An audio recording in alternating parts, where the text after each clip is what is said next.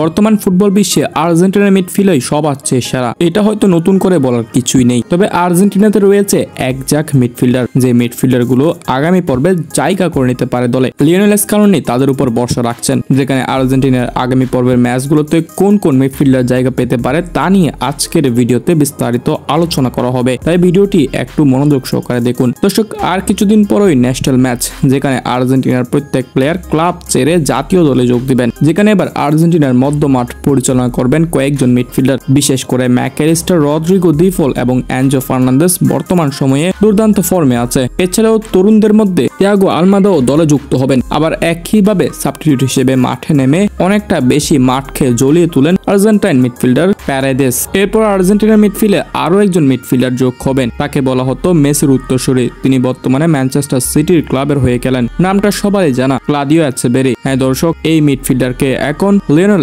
Scaloni আগামী স্কোয়াডে দলে যুক্ত করতে পারেন। এছাড়াও আরো এক তরুণ মিডফিল্ডার এখানে জায়গা পেতে পারে, তিনি হলেন নিকো পাস, যার বর্তমানে দুর্দান্ত পারফরমেন্স চলছে। এদের নিয়ে যদি আর্জেন্টিনা একটা স্কোয়াড বানায় তাহলে হবে আর্জেন্টিনার মিডফিল্ড বিশ্বের সবচেয়ে সেরা মিডফিল্ড। তবে দলের একটি সীমাবদ্ধ আছে, সব প্লেয়ার একসাথে নিলে হয়তো স্ট্রাইকার ও ডিফেন্ডারদের সংখ্যাটা কমে আসবে। তাই এখান থেকে বাছাই করে লিওনেল স্কালোনি আগামী পর্বে নিয়ে যাবেন, যেখানে নিশ্চিতভাবে থাকবেন রদ্রিগো দি পল, অ্যানজো ফার্নান্দেজ ও ম্যাকঅ্যালিস্টার।